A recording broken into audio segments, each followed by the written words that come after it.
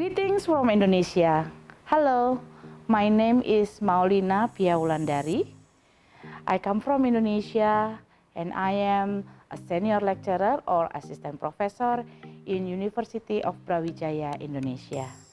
I'm also the head of postgraduate program in communication science. And today, I would like to describe or explain about COVID-19 information and digital communication campaign strategy, a study case of Indonesia. The COVID-19 coronavirus pandemic has impacted all aspects of energetic and social life dimension in many countries, including Indonesia.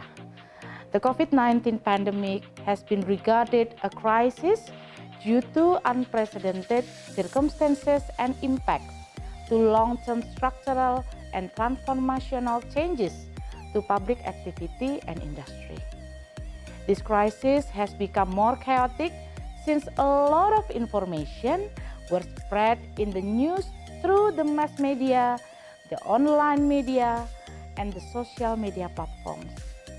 It has caused over panic to people because lots of information regarding the COVID-19 come from different sources. But hoax news, fake information, gossip and rumors about COVID-19 pandemic that are becoming more common than real and factual information. Research conducted by Abidoli in 2020 found that misinformation of the COVID-19 pandemic in social media platform has caused anxiety, depression, fear among the users. Gossip and rumors not only impact on mental health status, but also deliver some burdens to the diagnosis process, the prevention, and the treatment of the COVID-19. Therefore, the government and health authorities should develop planning strategies to cope with fake news during the crisis. The research also suggests that health authorities should be more active to disseminate accurate information and factual news in social media platforms. When the COVID-19 pandemic entered Indonesia in early March 2020, the Indonesian government created the COVID-19 Handling Task Force, consisting of various related ministries such as the Ministry of Health, Ministry of Finance, Ministry of State-owned Enterprises, and other institutions such as the Indonesian National Army and the Police Department Republic of Indonesia. The Presidential Staff Office, Republic of Indonesia, established the Public Communication Protocol that is used as a guide for all government agencies in responding to and conveying information about COVID-19 to the public. The protocol was adopted from several existing protocols, especially those made by WHO. The protocol is a guideline for all Indonesian government bodies, private organizations, education institutions, and general public to manage and share the information regarding the COVID-19 pandemic. This study aim is to analyze the implementation of the public communication protocol, especially the information and digital communication campaign strategy in the Indonesian government agency.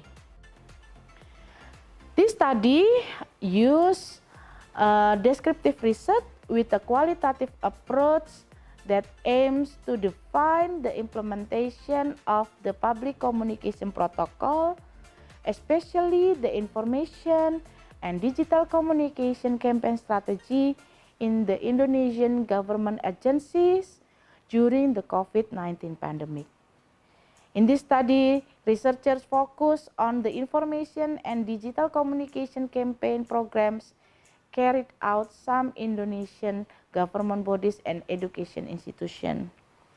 Data collection in this study was conducted in document study with data obtained from some Indonesian organization official website and social media platforms.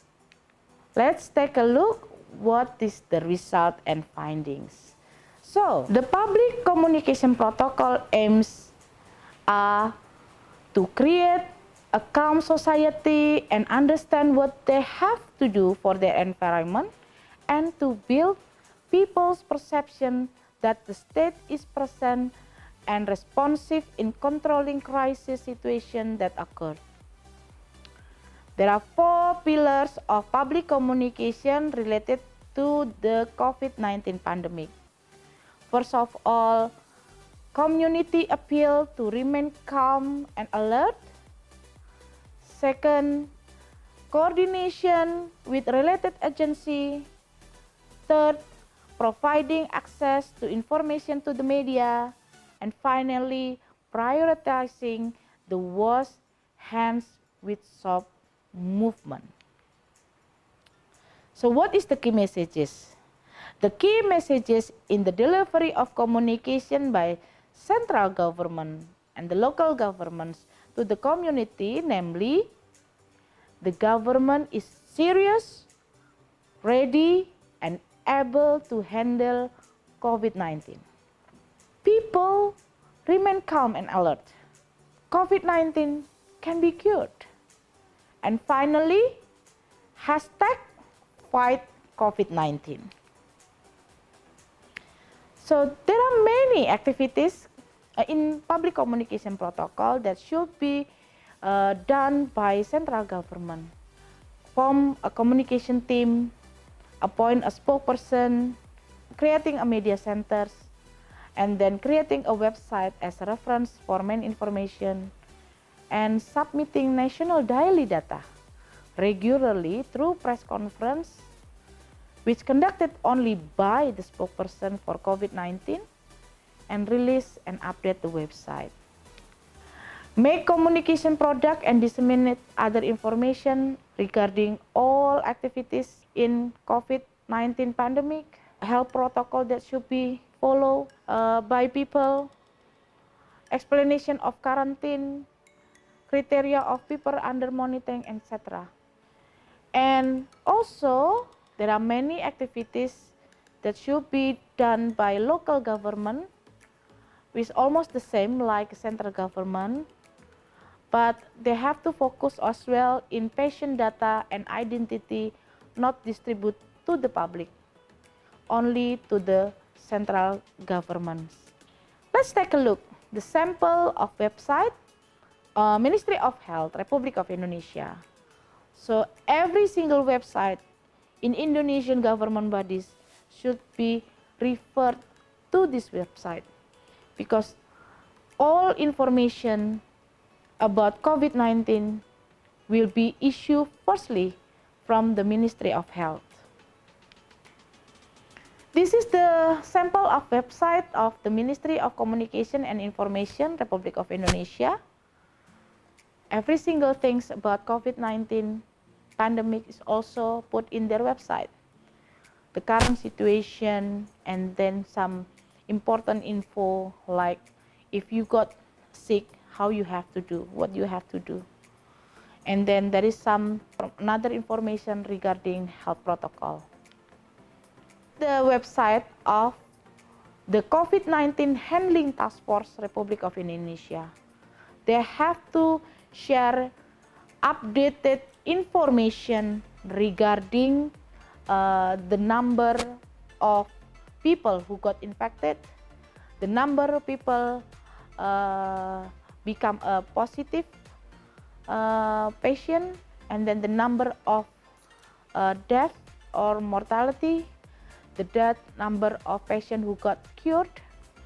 So every single day must be updated in this website that can be referred by all people who needed this information. This is the example of digital flyers you can see in the site. This is like a formal flyers from the Ministry of Health, Republic of Indonesia, that can be referred to others Indonesian government agency or private organization or education institution, basically the key messages should be put in the flyers. People should be understand what is the key messages, what kind of symbol they have used in the flyers, and the message should be the same like what they said in the flyer from the Ministry of Health. So, what is our conclusion? The public communication protocol has succeeded in being a guide for all government and private organizations as element of the community in developing strategic and program planning of digital information and communication in order to overcome the COVID-19 pandemic. The protocol has provided very clear instruction in the process of crisis management, the process of producing and disseminating information, the use of various digital communication channels, the selection of target audience, and the parties involved, as well as the action steps that must be taken while handling cases of the COVID-19 pandemic.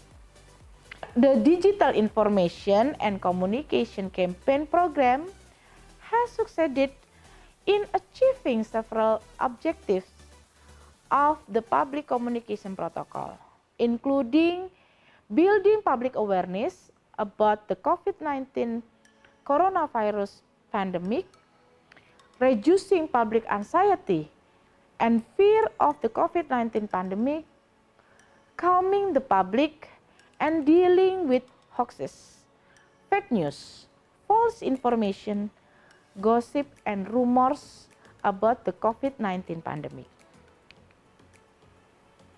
Although Indonesian government agencies are doing great work in the Digital Information and Communication Campaign Program, the public communication protocol has not been entirely successful, which is marked by the high number of coronavirus transmission, the number of people who are positively infected with the coronavirus, asymptomatic virus, number of positive corona patient, and patient death rate because of the coronavirus.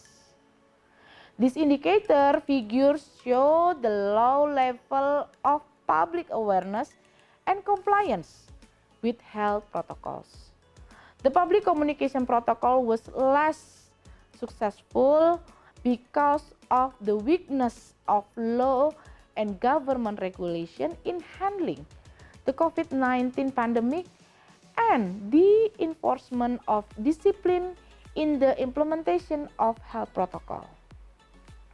The Indonesian government is less firm in the lockdown process or quarantine process and prefers to use a social distancing approach without strict sanctions. Community leaders, religious leaders, officials, and politicians have not succeeded in being good role models for the community in complying with health protocols.